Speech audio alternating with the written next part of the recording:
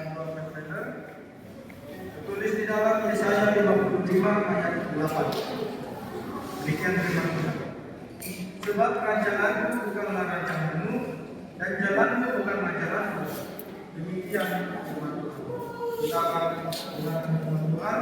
Kita akan bernyanyi.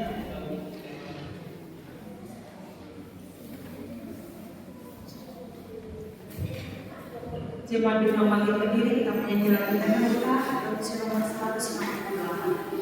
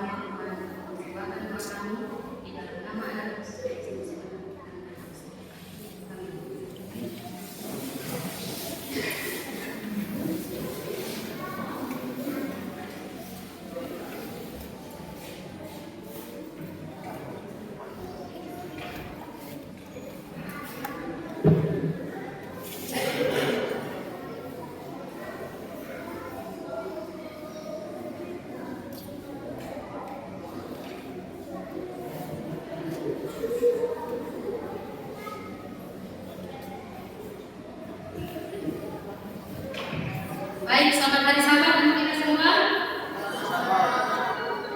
Terima kasih.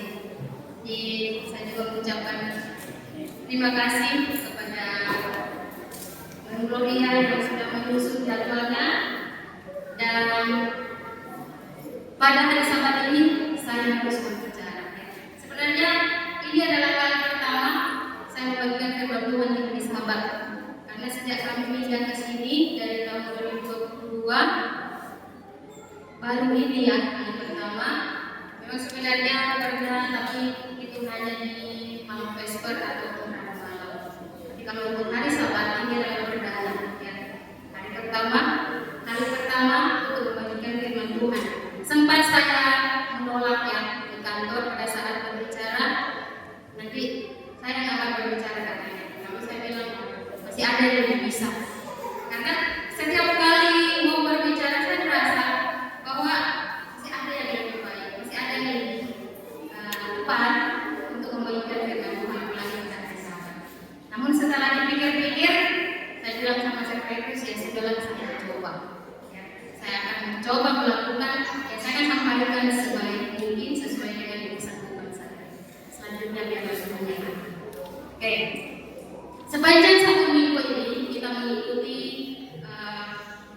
pekan doa Pathfinder, di mana kita mulai dari tanggal 15 dan hari ini adalah penutupannya atau pembahasan ke hari yang ke-7, yaitu tanggal 21 September.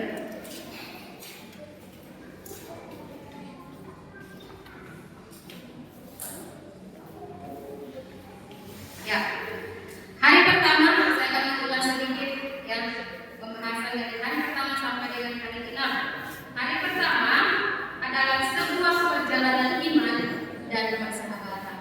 Di sana kita ya, firman Tuhan mengajak kita untuk menikmati sukacita bersama dengan Yesus, karena Yesus adalah penuntun, sahabat dan teman setia kita dalam perjalanan iman. Lalu hari yang kedua adalah petualangan epik bersama dengan Yesus. Kita akan merasakan kehangatan dalam kasih, iman dan pengharapan di dalam Yesus melalui bernyanyi, tertawa dan berbagi cerita. Lalu hari yang ketiga adalah sahabat terbaik. Dia mengenal kita dan ingin berbagi momen-momen istimewa serta melindungi kita setiap saat. Hari yang keempat, memenuhi undangannya. Yesus selalu mengundang kita dengan sangat indah secara pribadi. Ia selalu di depan pintu hati kita dan memanggil dengan lembut. Hari yang kelima, mengikuti jejaknya. Ya, untuk mengikuti jejaknya ada 3 poin. Yang pertama adalah kita harus mau menjadi pengikut-pengikut Tuhan yang suka melayani, bukan untuk dilayani. Jadi kita yang harus melakukannya, bukan menunggu orang lain yang melakukannya. Yang kedua adalah berbuat baik, harus sanggup untuk melakukan perbuatan yang baik. Dan yang ketiga adalah berdoa. Ya. Doa ini adalah nafas hidup yang selalu kita dengarkan. Doa adalah nafas hidup orang beriman. Jadi harus bisa melakukan doa. Kemudian yang keenam adalah makan bersama Dia. Malam dibawakan oleh saudara JJ. Ya, makan bersama Dia. Yesus mengetuk pintu hati dan mengundang semua orang supaya dapat mengalami persekutuan yang akrab dengan Dia melalui jamuan makan. Kemudian mereka akan menjadi temannya dan Dia akan menjadi Allah. Inilah pembahasan yang sudah kita lalui atau sudah kita lewati dari malam pertama sampai malam yang ke-6 dan malam. Nah, saat ini pelajaran yang terakhir yaitu dengan judul belajar bersama Yesus. Belajar bersama Yesus. Di zaman Yesus banyak yang melukai Yesus dan banyak yang membenci Yesus. Jadi terkadang banyak yang salah persepsi. Ya. Mereka berpikir bahwa dengan mengikuti Yesus atau menjadi pengikut Yesus, menjadi umat yang setia, maka akan terhindar, ya, akan terhindar dari masalah. Hidupnya akan selalu mulus jalannya. Sehingga ketika mengalami masalah, banyak orang yang mundur, banyak yang meninggalkan Yesus oleh karena salah persepsi tadi. Jadi dengan mengikuti Yesus bukan berarti kita akan terhindar dari masalah. Tetapi yang perlu kita garisbawahi adalah ketika kita mengikuti Yesus, maka kita akan disanggup untuk melewati setiap masalah yang ada dalam kehidupan kita. Itu yang perlu kita garisbawahi dalam kehidupan kita. Sehingga ketika ada masalah, kita tetap sungguh-sungguh setia dan tetap lebih dekat lagi kepada Yesus.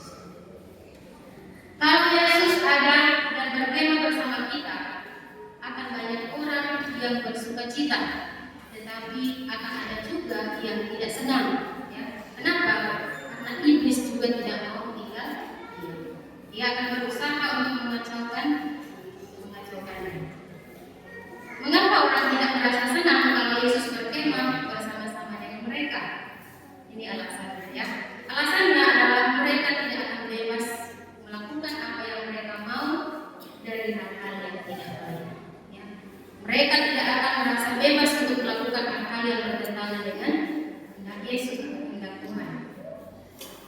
Kalau kita mengikuti perkemahan, ya, jadi sepanjang 1 minggu ini pembahasannya adalah bagaimana kita berkemah, ya, berkemah di dunia ini, berkemah, melakukan perkemahan di suatu tempat, dan juga bagaimana Yesus bisa berkemah di dalam hati kita masing-masing. dikatakan, ketika atau kalau kita ingin mengikuti perkemahan, maka hal apa yang paling menarik menurut kita untuk kita lakukan? Apa ada hal yang tidak akan sesuai dengan kehendak Yesus atau kehendaknya? Atau yang menyenangkan bagi Yesus atau baginya? Beberapa hal yang dapat kita pelajari dan kita lakukan jika kita ingin berkemah bersama dengan Yesus. Yang pertama adalah kita harus belajar bergantung kepada-Nya, belajar bergantung kepada Tuhan. Ketika kita berkemah, kita biasanya akan pergi ke satu tempat yang sunyi atau yang berbeda dari lingkungan kita. Kita mungkin akan pergi ke satu tempat yang belum pernah kita kunjungi, sehingga kita akan bergantung kepada GPS atau bergantung kepada orang lain untuk dapat menuntun kita supaya kita bisa tiba di tempat tersebut, tempat itu. Nah, di dalam kehidupan kita sehari-hari, kita juga harus mengandalkan Tuhan dalam segala aspek kehidupan. Ketika kita mengarungi perjalanan kehidupan kita, banyak tantangan yang akan terjadi. Tapi dikatakan kita harus mengandalkan Tuhan di dalam setiap aspek kehidupan kita. Kita sering tidak tahu kemana kita akan melangkah. Kita mungkin tidak tahu apa yang harus kita lakukan, dan kita tidak tahu apa yang akan terjadi di hari esok. Kita harus sepenuhnya bergantung kepada Tuhan supaya kita jangan tersesat dalam perjalanan hidup kita. Ayat ini tadi sudah dibacakan di dalam Yesaya 55 ayat 68. Sebab rancanganku bukanlah rancanganmu dan jalanku bukanlah jalanmu. Demikianlah firman Tuhan. Ya. Jadi seringkali atau kita sebagai umat Tuhan terkadang di dalam doa-doa kita, pergumulan-pergumulan pribadi kita, terkadang kita mengharapkan jawaban itu sesuai dengan keinginan hati kita. Namun seringkali juga yang dijawab Tuhan itu berbeda. Kenapa? Karena Tuhan yang tahu apa yang terbaik bagi kita. Ya, sehingga dikatakan sini bahwa rancangan kita adalah bukan rancangan Tuhan. Ya. Jalan kita bukanlah jalan Tuhan, karena Tuhan lebih tahu mana yang baik dalam kehidupan kita masing-masing. Bagaimana kita mengetahui rancangan Tuhan? Tentunya dengan cara mempelajari tentang firman Tuhan. Ketika kita menuju perkemahan, ya adik-adik Pathfinder, bulan depan kita akan mengikuti perkemahan sekolah, itu juga dengan jemaat. Ada banyak informasi di sini. Ya. Ketika kita menuju ke perkemahan, mengikuti petunjuk yang ada sangat penting. Ya. Jadi aturan apa saja yang dianjurkan bagi kita sebagai peserta perkemahan itu sangat penting untuk kita ikuti. Di mana kita dapat mendirikan tenda, ya.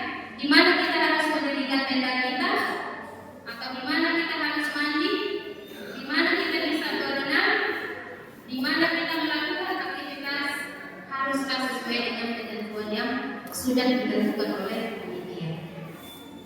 Kita belajar bergantung melakukan segala sesuatu bukan berdasarkan keinginan kita, tetapi berdasarkan peraturan dan ketentuan yang ada di dalam perkemahan itu. Saya ingat sekali pada saat tahun lalu ya, ketika kita melakukan perkemahan di Spora, di situ kita mendengar bahwa ada pengalaman-pengalaman yang kurang pas, ya. Yang memang was-was, tetapi firman Tuhan pada saat itu mata Tuhan tertuju kepada orang-orang yang berada di sekelilingnya yang mempercaya itu. Dan memang doa yang kita lakukan membantu kita, menuntun kita, sehingga yang dikhawatirkan pun tidak ada, ya. Dan kita pun berencana untuk melakukan yang kembali tahun ini di situ. Kita percaya bahwa Tuhan juga akan menyertai sebagaimana perkemahan sebelumnya. Ya. Kita belajar untuk bergantung melakukan segala sesuatu bukan berdasarkan keinginan kita, tetapi berdasarkan peraturan dan ketentuan yang ada dalam perkemahan. Jadi kalau ada anak, adik-adik Pathfinder dianjurkan tidak boleh begini, tidak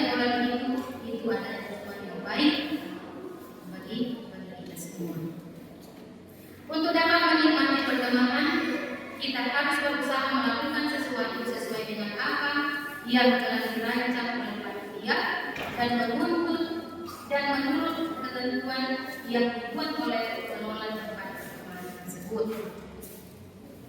Berkemah bersama Yesus berarti kita belajar untuk bergantung sepenuhnya kepada Tuhan dengan mengikuti segala aturan yang ada di dalam perkemahan. Yang kedua adalah belajar kerjasama dan kebersamaan. Di sini kita membutuhkan kerjasama dan kebersamaan. Setelah kita tiba di perkemahan, ya, ini adalah hal yang nanti harus kita lakukan ketika berkemah. Setelah tiba di perkemahan, tentunya jika kita mengikuti petunjuk jalan yang ada, hal pertama yang akan kita lakukan pastilah menjadi mencari tempat di mana kita akan mendirikan tenda kita. Kalau lokasinya sudah ditentukan, mungkin kita tidak perlu lagi berdiskusi dengan teman-teman kita di mana kita akan mendirikan tenda kita. Memilih tempat mendirikan tenda membutuhkan kerjasama dan kebersamaan supaya tempat itu akan menyenangkan bagi semua orang. Setelah tempat ditentukan, berikutnya adalah kita perlu bekerja sama untuk mendirikan tenda. Kerjasama sangat diperlukan di sini. Dan di samping kerjasama untuk mendirikan tenda, untuk tempat kita berlindung atau tidur, kita perlu bekerja sama juga untuk mendirikan tenda pendingin, tenda dapur, pagar, gapura kita dan sebagainya. Ya. Jadi kerjasama sangat dibutuhkan pada saat perkemahan. Mungkin kalau ada teman kita masih belum selesai tendanya, bisa kita yang sudah selesai boleh membantu. Ya. Jadi tujuannya adalah supaya semuanya boleh didirikan atau tujuan perkemahan itu boleh terlaksana dengan baik. Dengan kata lain, kita harus bisa bekerja sama dan mengutamakan kebersamaan. Dalam Galatia 6 ayat 2 dikatakan, bertolong-tolonglah menanggung bebanmu, demikianlah kamu memenuhi Kristus. Jadi ketika kita saling memperhatikan, saling bekerja sama, saling melakukan segala sesuatunya dengan bersama untuk cepat terselesaikan, maka dikatakan kita memenuhi hukum Kristus. Berkemah bersama Yesus berarti kita siap saling menolong satu sama lain dan mengutamakan kepentingan orang banyak daripada kepentingan sendiri. Jadi satu prinsip yang perlu kita tanamkan adalah mengutamakan kepentingan orang banyak daripada kepentingan sendiri. Belajar menghargai pendapat dan masukan orang lain demi terciptanya kebersamaan. Walaupun mungkin menurut kita pendapat itu berpendapat, tetapi kita harus menghargai. Jika memang itu baik untuk kita semua, kita harus ikuti. Pernahkah kamu membayangkan jika dalam satu kelompok atau grup melakukan segala sesuatu hanya berdasarkan keinginan sendiri? Apa yang akan terjadi jika semua orang tidak mau bekerja sama dan tidak memelihara kebersamaan? Tentunya akan kacau. Ya. Ketika kita berkemah bersama Yesus, maka kita juga harus bisa bekerja sama dengan baik dan memelihara kebersamaan. Karena Yesus ingin Pathfinder dan semua kita yang ada di sini adalah orang-orang yang muda, orang-orang muda yang bisa menggabungkan kepentingan orang lain daripada kepentingan sendiri. Dalam Filipi 2 ayat 2 sampai dengan 4. Hendaklah kamu sehati sepikir dalam satu kasih, satu jiwa, satu tujuan, dengan tidak mencari kepentingan diri sendiri, tidak mencari kepentingan sendiri atau puji-pujian yang sia-sia. Sebaliknya hendaklah dengan rendah hati yang seorang menganggap yang lain lebih utama daripada diri sendiri. Dan janganlah tiap-tiap orang hanya memperhatikan kepentingannya sendiri, tetapi kepentingan orang lain juga. Jadi mengutamakan kepentingan bersama, mengesampingkan kepentingan pribadi, ya, tetapi harus melihat kepentingan orang Yang ketiga adalah ketahanan dan keberanian. Ketika kita berkemah, kita pasti akan menghadapi suasana dan alam yang berbeda dari yang biasa kita hadapi. Apalagi ketika alam dan suhu tempat kita berkemah itu berbeda dari lingkungan di mana kita tinggal. Yang biasanya mungkin ya di rumah kita tidur di atas kasur yang empuk. Ketika kita berkemah, maka kita harus tidur di tanah yang keras. Saya ingat perkembangan 2 tahun lalu, bukan cuma tanah keras, tapi tidur di atas kayu, ya. Tapi ya itulah kita lakukan juga ya. Jadi banyak hal yang kita lalui ketika kita melakukan perkemahan. Sudah tidur di akar kayu, diguyur hujan pula, becek-becek lagi, tetapi tetap harus kita jalani. Ya.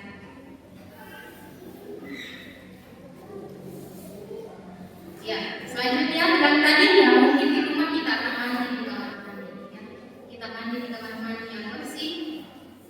Mungkin juga tidak terbiasa mandi air dingin, harus mandi air hangat. Ketika kita mengikuti perkemahan, maka kita harus mandi di kamar mandi umum. Ya. Mungkin kamar mandi kurang bersih, ya, kamar mandinya darurat, dan airnya juga dingin.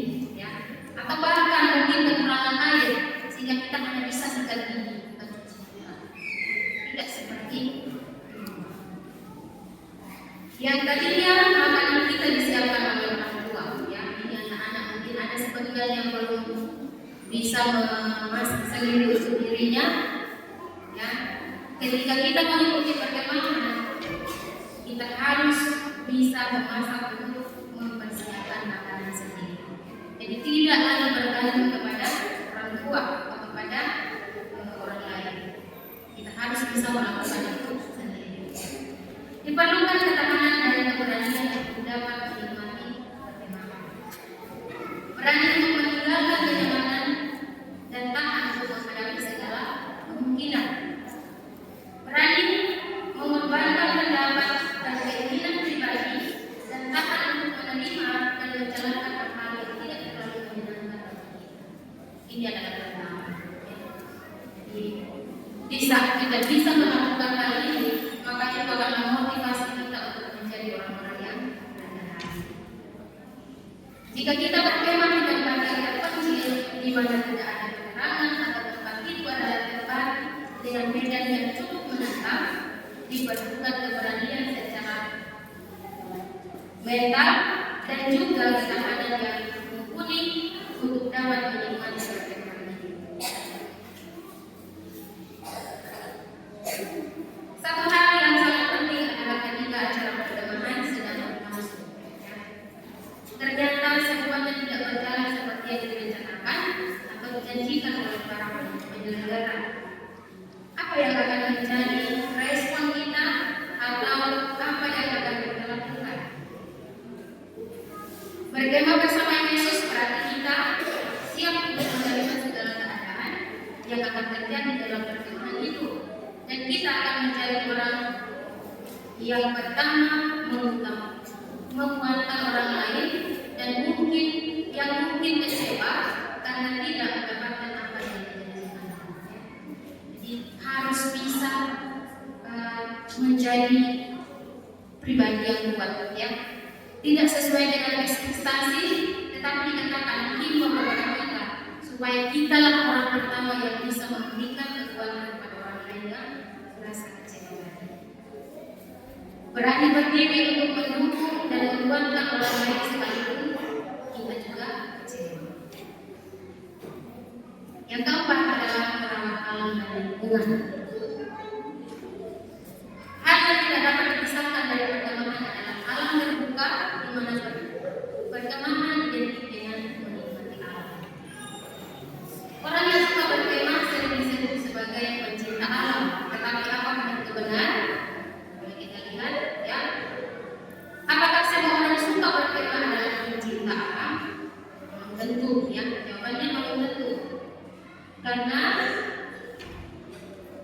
kalau kita pergi ke daerah perkemahan, ya, yang sering kali kita temui adalah kita menemukan sampah-sampah yang berserakan dan alam yang rusak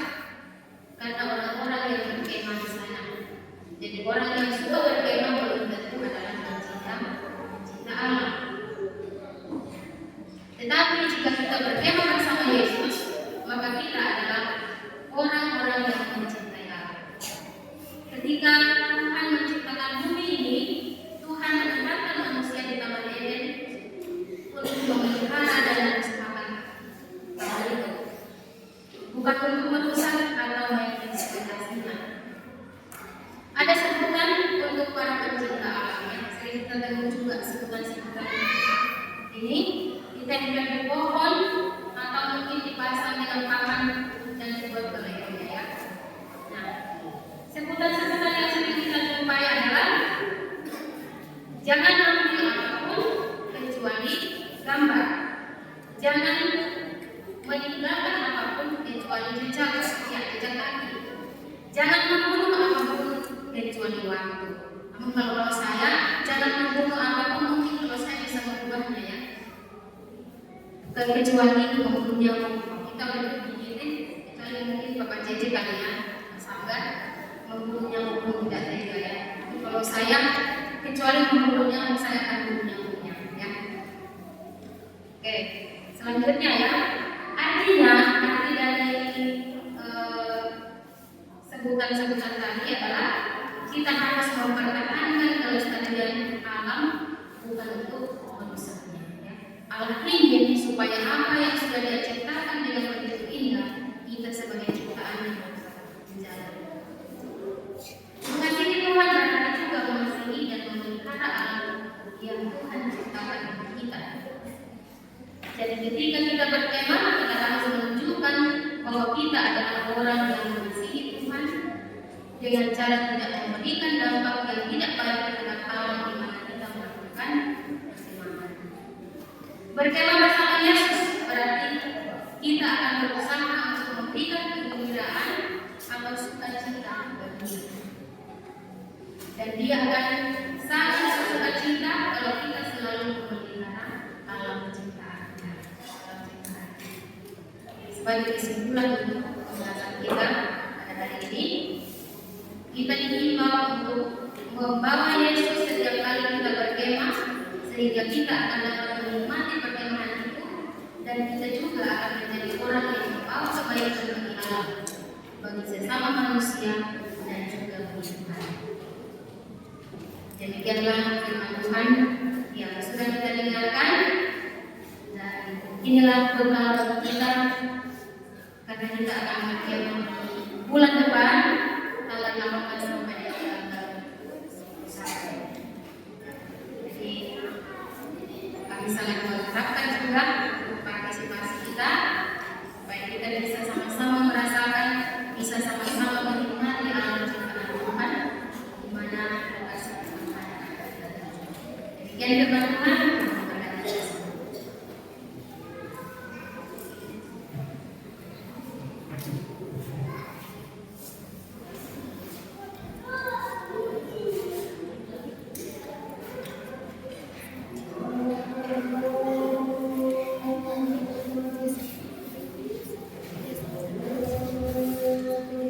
Puji Tuhan yang memberkati firman Tuhan yang kita dengarkan.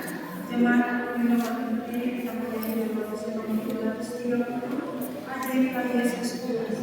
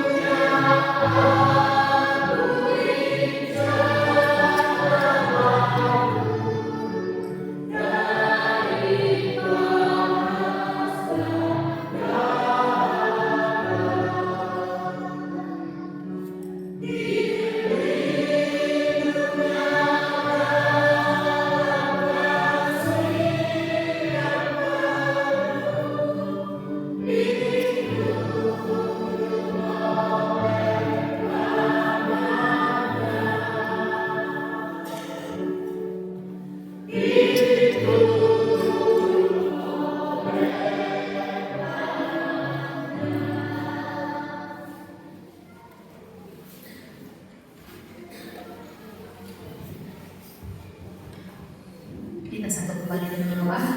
Ya Tuhan Allah kami yang berada di surga, kembali kami mengucap syukur kepada Tuhan karena kasih dan Tuhan Engkau menyertai pada kami dari awal dan biarlah Tuhan yang sudah mendapatkan boleh memotivasi kami untuk menjadi anak Tuhan yang selalu mementingkan kami di atas dunia. Bapa yang berada di surga, inilah peribadatan kami hari ini, biarlah itu berkenan. Sebentar lagi Tuhan kami akan kembali ke rumah masing-masing. Biarlah berkat Tuhan dan Tuhan terjadi dalam kehidupan kami masing-masing sampai akhir tiba kembali di rumah masing-masing. Kami serahkan kehidupan kami Tuhan sebagai sisa hari Sabat ini di dalam tangan-Mu dan dalam Tuhan yang dikirimkan di dalam nama Tuhan Yesus.